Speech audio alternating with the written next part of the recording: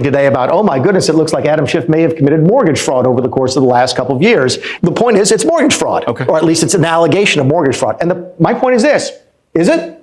It's just because you're a senator and a Democrat senator and an opponent of Donald Trump, does that mean that you're sort of protected against any sort of... No, of course not. Okay, the totality. The totality. So for example, we can do that with everything on the list. Okay, the New York mayoral candidate, Zoran Mamdani. Yeah. He says he may be here illegally. We may have to look at deporting him. That's insane. Is he? No, he's an American citizen.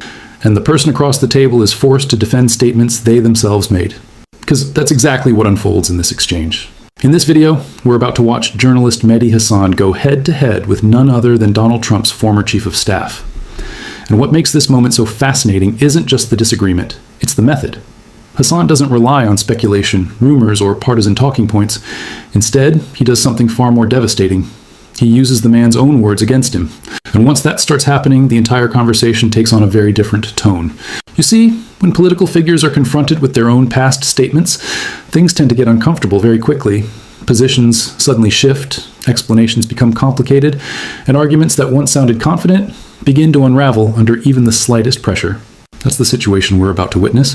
Throughout this exchange, Hasan repeatedly pulls out direct quotes, previous interviews, and past public statements, laying them out one by one. And each time he does it, the contradictions become harder and harder to ignore. What follows is less like a normal political interview, and more like watching someone try to explain away a long record of comments that suddenly don't match the position they're defending today.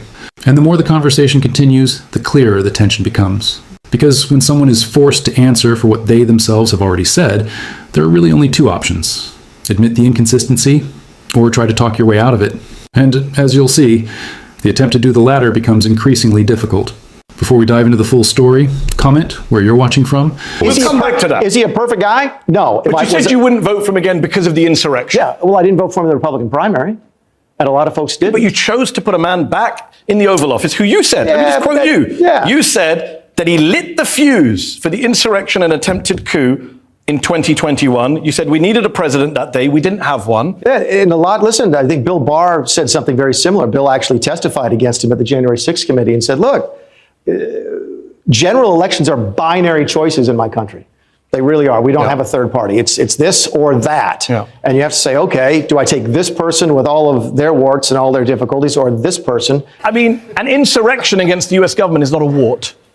It should be disqualifying, should it not? I quit over it. I quit over for a different reason. You also said, I do not think you can be a reasonable person and say that Donald Trump should be president again. Yeah, I think so. You're not a reasonable person.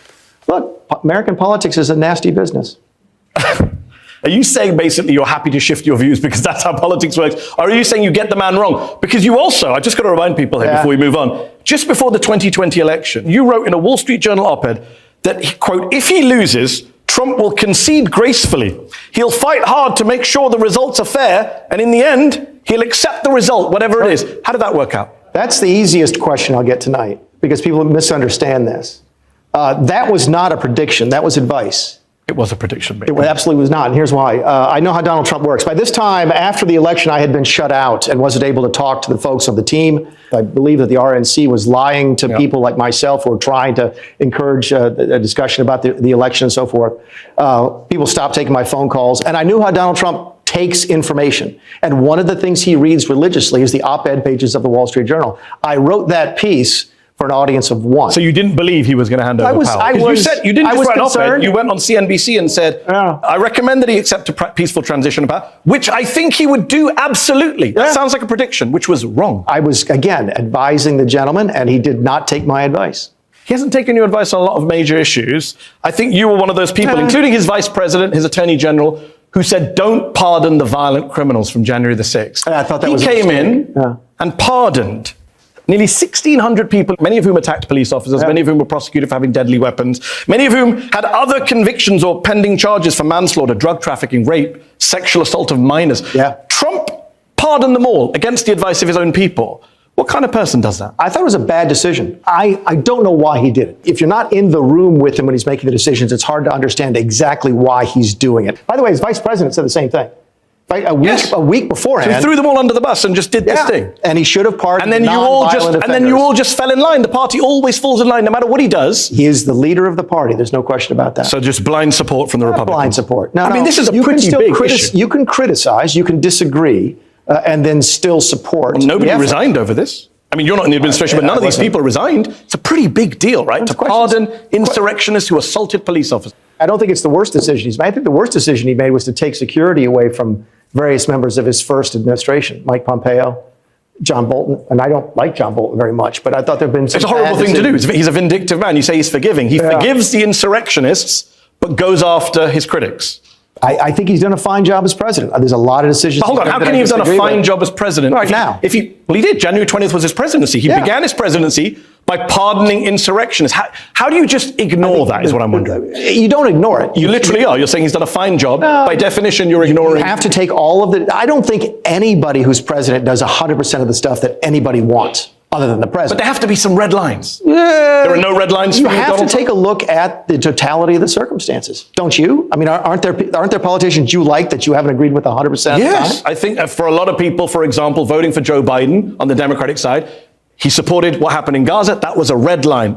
But for Republicans with Trump, there never seems to be a red line. Whatever he does, all is forgiven. You have called Trump's critics deranged for saying Trump would behave in an authoritarian, even fascistic way, that he would use the government in his second term to go after his critics. And yet, since he's taken office, Trump has cracked down on the press. He's ignored multiple court rulings. He's deported American citizens. He's threatened a Democratic New York Muslim mayoral candidate with deportation. He's arrested a Democratic mayor and a liberal judge. He's indicted a Democratic congresswoman. Unlike your predictions about Trump, the predictions of his critics have been vindicated. Let's pick one. They've been vindicated. Let's just pick one. Go. Let's pick the indicting the Democrat congresswoman.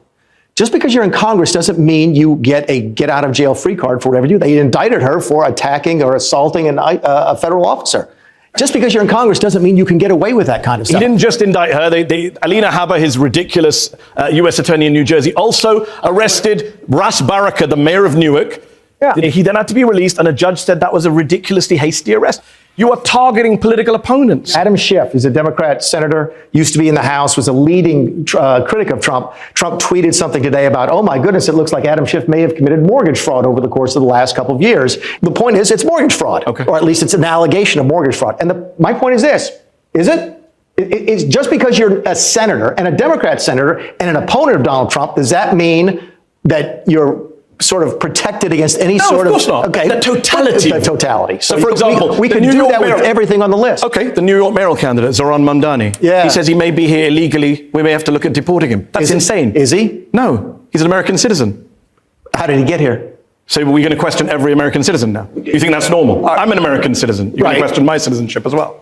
If I say are you above the law? I don't understand. What's the equal application? Hold on. I just want to clarify where we stand here. You're saying it's okay for Donald Trump to cast aspersions on every American citizen who he doesn't like and suggest that they're illegally here. Is casting aspersions fascism? You don't think threatening a mayoral candidate... How did he threaten him? He said, we're going to have to look at that, whether he's here illegally. Is that a threat, or is that just... Hold on. But look, you think that's normal? Where was this defense, Mehdi? Where was this defense when Donald Trump was charged criminally for paying back a loan early at his business? That's your description. That's your description. My description is of what multiple grand juries and prosecutors disagree with you on. Is no more one-sided than your list. But what's interesting is during that period, we were told that the Democrats were weaponizing government against Trump. And I'm saying to you, that was projection. That is exactly what Trump is doing now. He is tasking the government to go after his opponents. That is what I had Democrat friends of mine reach out to me and say, the thing about charging Trump criminally for financial stuff in his business, that stuff worried them the most, because it was setting a precedent that they were worried would come back and be used against them, which is exactly what it appears to be happening with Mr. Schiff. So you're admitting it's revenge?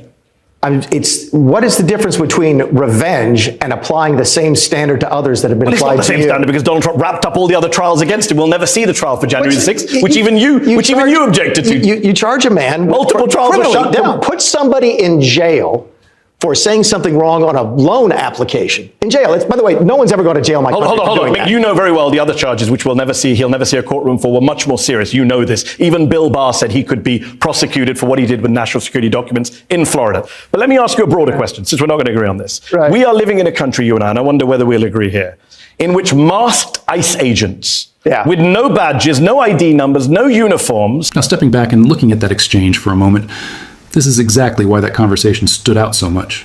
Because it raises a question a lot of people have been asking for years now.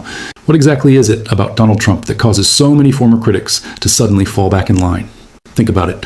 These aren't random commentators. These are people who actually worked with him, people who, at certain moments, openly criticized him and warned about